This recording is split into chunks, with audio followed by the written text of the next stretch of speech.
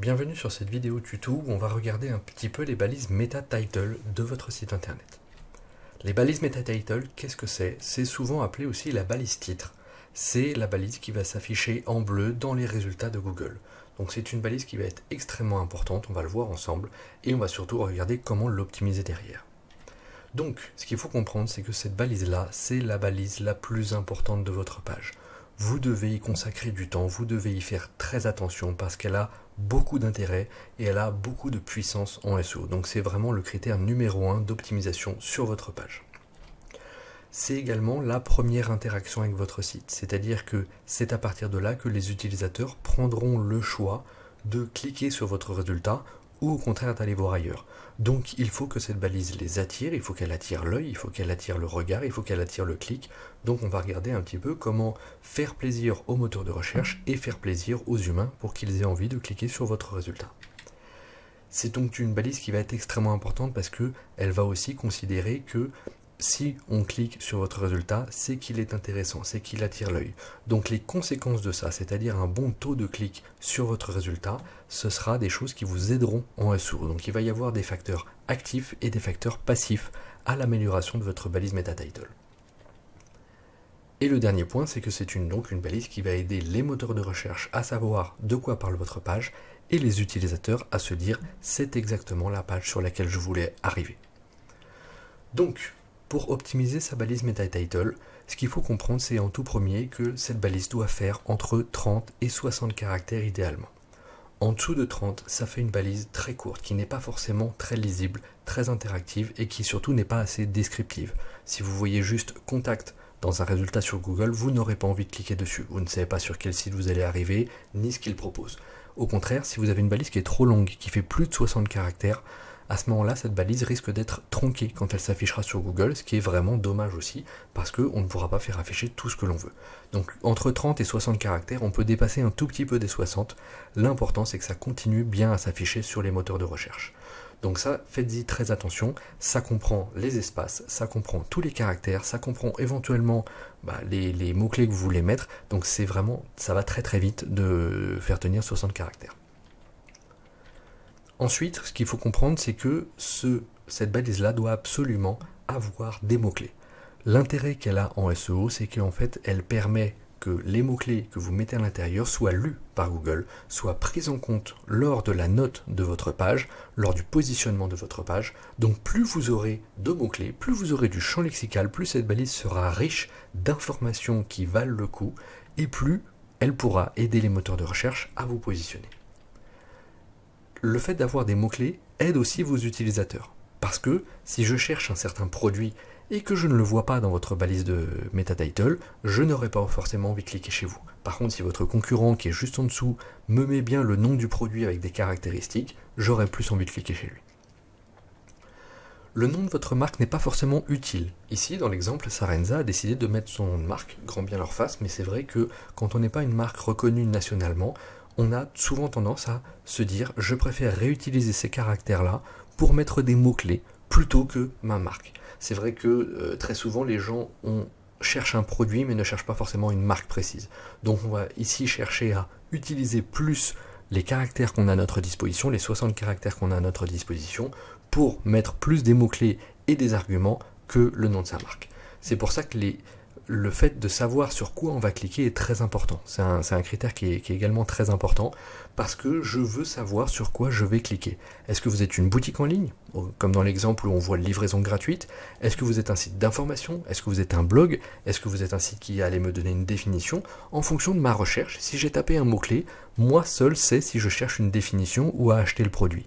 Eh bien, mettez-moi dans votre balise titre de quoi va parler votre page, et j'aurai plus souvent tendance à cliquer dessus lorsqu'elle m'intéresse. C'est pour ça que il faut également que votre page soit la plus attirante possible et que vous ayez marqué pourquoi est-ce que je devrais cliquer chez vous. Si vous avez des promotions, si vous avez un avantage, si vous avez un avantage concurrentiel, si la géolocalisation est très importante pour vous, n'hésitez pas à le mettre dans votre balise de titre. Donc c'est vrai que on a souvent tendance à faire une balise malheureusement trop scolaire dans lequel on va juste mettre des mots-clés, mais il faut aussi se dire que cette balise-là doit attirer des humains, donc elle doit quand même avoir, c'est pas juste une succession de mots-clés, elle doit quand même avoir un sens et elle doit quand même vouloir dire quelque chose.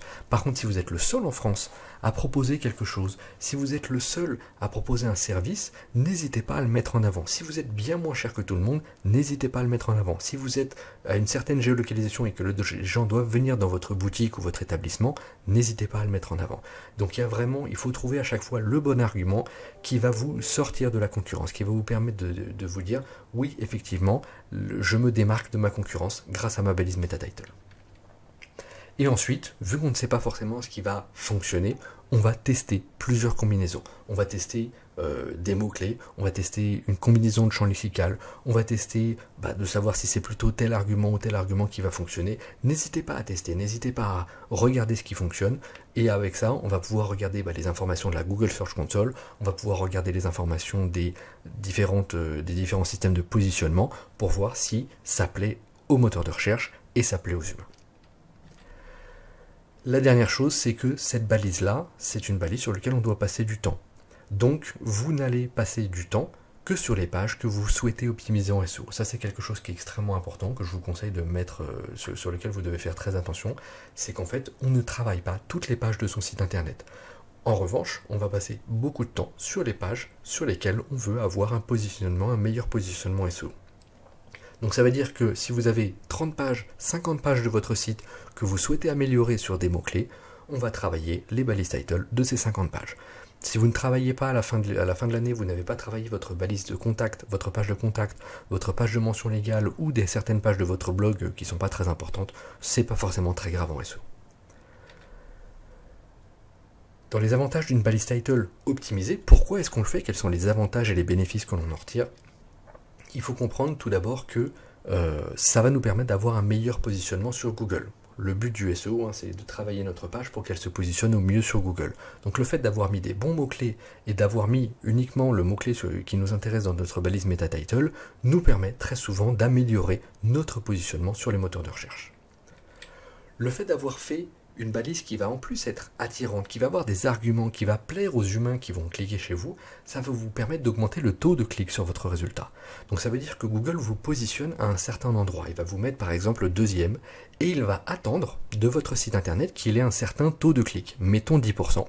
Si votre balise est très attirante, si vous avez un résultat qui attire l'œil, qui attire le clic, et qu'au lieu d'avoir 10%, comme ce qu'attend Google, vous avez 12%, eh bien, Google se dira, c'est un résultat qui performe bien, qui a de bonnes performances, je vais peut-être continuer à le faire augmenter, je vais peut-être le passer premier. Au contraire, si vous avez une balise qui est pauvre, qui n'est pas attirante et qui n'attire pas les humains, au lieu d'avoir 10%, vous allez avoir 8%, et Google se dira, eh bien, je vais faire descendre ce site-là dans les positions. Donc, dans les dernières positions à atteindre sur les moteurs de recherche, le taux de clic sur votre résultat et donc fatalement la façon dont vous avez rédigé votre balise MetaTitle va jouer un rôle qui va être extrêmement important. Et le but, c'est ensuite d'avoir des visiteurs plus qualifiés. Parce que, bien évidemment, ce qu'on cherche, c'est ne pas avoir sur notre site du trafic qui ne convertit pas. Donc, si vous avez bien spécifié le type de trafic que vous cherchez, je suis une boutique en ligne, je suis un site de définition, je suis un site d'information, vous aurez le trafic le plus qualifié possible. Donc vous aurez des visiteurs qui vont fatalement plus s'engager, c'est-à-dire passer plus de temps, aller voir plus de pages, parce que vous ne les avez pas trompés lors de votre apparition sur Google, et donc fatalement on peut augmenter également son taux de conversion, c'est-à-dire qu'on peut attendre en plus de ventes ou plus de conversions, quelle que soit la conversion sur votre site internet, parce qu'on a bien eu les utilisateurs que l'on attendait. Voilà, j'espère que c'est un petit peu plus clair sur la balise MetaTitle. Je vous souhaite bon courage et maintenant c'est à vous le jeu.